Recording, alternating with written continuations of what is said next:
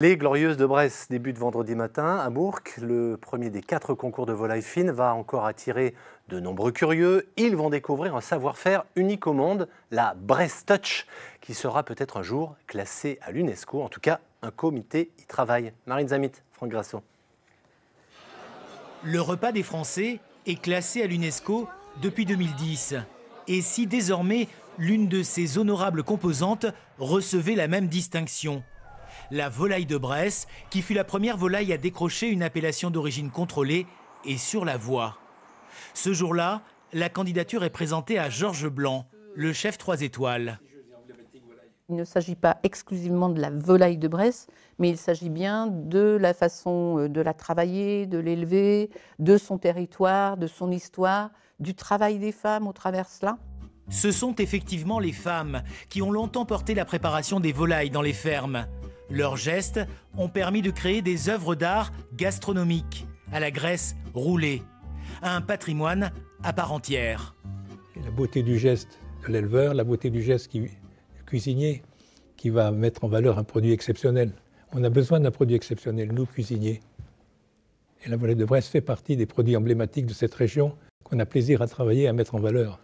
Mais pour qu'il y ait classement à l'UNESCO, il faut qu'il y ait danger. La volaille de Bresse, c'est une toute petite part de la production nationale.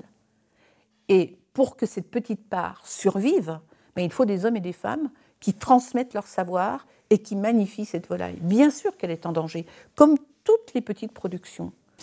Le classement oblige le pays concerné à tout faire pour protéger sa tradition. Protéger la technique du roulage, par exemple, avant qu'on ne l'oublie. Moi, je ne peux pas l'entendre, je suis un éleveur, je n'ai pas envie que ça se perde. C'est quand même un peu le but aussi, quand même, que ça perdure. Il y a un savoir-faire qui est quand même plus compliqué à acquérir, je pense, que d'autres productions. Et il faut vraiment être passionné, ouais. La passion des jeunes générations doit dicter l'avenir de cette volaille. Mais un passage à l'UNESCO faciliterait sa pérennité. Le classement va quand même prendre du temps.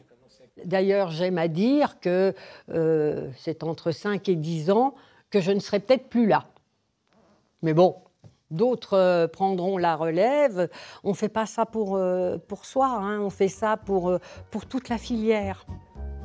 Patrimoine vivant, patrimoine immatériel, comme on dit à l'UNESCO, la volaille de Bresse a la bonne idée d'arborer des couleurs bleu, blanc, rouge, comme un étendard à défendre.